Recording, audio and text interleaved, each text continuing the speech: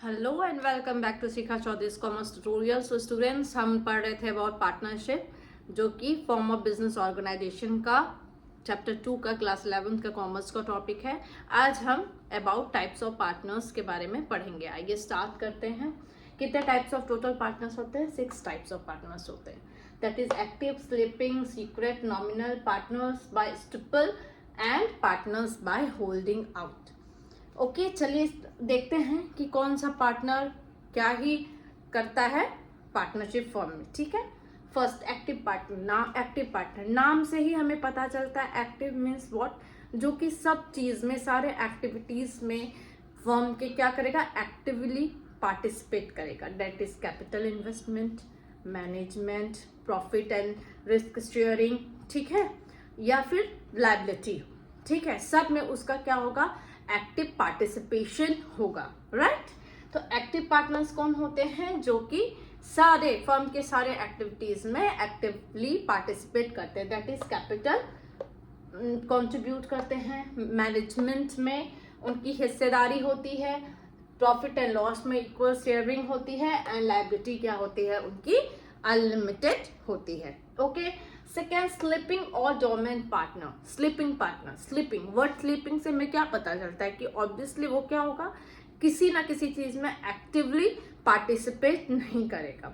That means sleeping partner. Okay, तो क्या वो कैपिटल तो कंट्रीब्यूट करेगा, तभी तो वो पार्टनर होगा। लेकिन स्लीपिंग मीन्स व्हाट? मतलब क्या वो क्या लेजी है?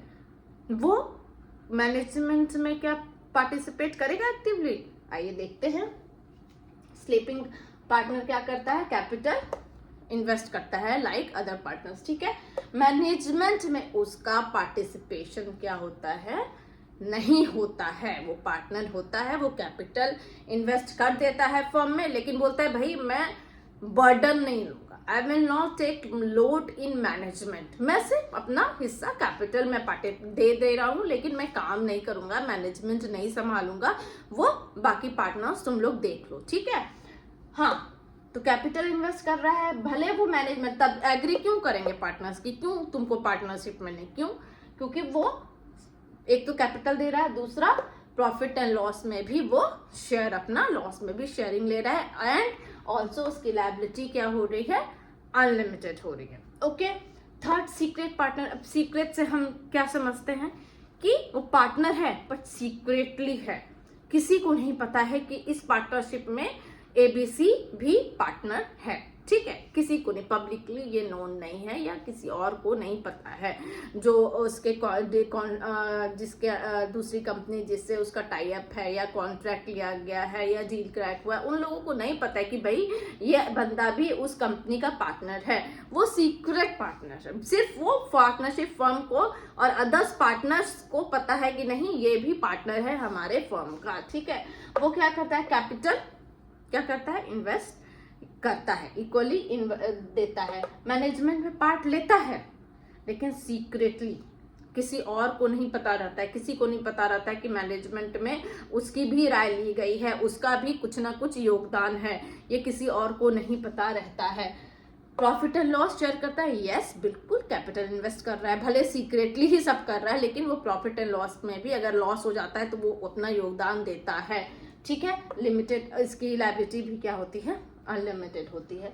अब आते हैं हमारे नॉमिनल पार्टनर्स में। अब नॉमिनल पार्टनर क्या होता है? किसी भी चीज में कोई जवाबदेही नहीं होती है, सिर्फ क्या होता है उसका। Okay, so friends, nominal partner क्या होता है? उसको किसी भी चीज में जवाबदेही नहीं होती है, सब सिर्फ क्या होता है? उसका जो लायबिलिटी होता है वो अनलिमिटेड होता है। क्यों? क्योंकि वो अपना नाम देता है। सपोज कि मैं बहुत बड़ी हस्ती हूँ। ठीक है, एक पार्टनरशिप फर्म, जितने पार्टनर्स है वो मेरे पास आते हैं कि भाई मुझे आपका नाम यूज करना है। क्यों? लोगों को आपका नाम पता होगा, या कॉन्ट्रैक्टर को आपका नाम पता होगा, तो वो मुझे ऑटोमेटिकली डील क्या दे देगा कि हाँ भाई इतना बड़ा हस्ती, इसका पार्टनर, इस पार्टनरशिप का फर्म का पार्टनर, तो मैं कभी घाटे में नहीं जा सकता, तो वो नाम यूज करता है। ठीक है, अगर सामने वाले को, थर्ड पार्टी को पता है कि मैं पार्टनर हूं, तो ऑब्वियसली क्या होगा? अगर कुछ डेप्थ रहेगा या कुछ नुकसान हो जाता है तो वो मुझे पकड़ेगा, मेरे पास आएगा। क्यों? क्योंकि उसे तो ये लगता है ना पार्टनर, मैं नाम यूज किया तभी तो उसने कॉन्ट्रैक्ट साइन किया है ना। इसीलिए क्या होता है, वो भले नॉमिनल किसी चीज में ना कैपिटल देता है, ना मैनेजमेंट में पार्टिसिपेट करता है, ना share in profit and loss करता है, लेकिन उसकी लायबिलिटी क्या हो जाती है, अपने नाम देने के कारण अनलिमिटेड हो जाती है। ठीक है।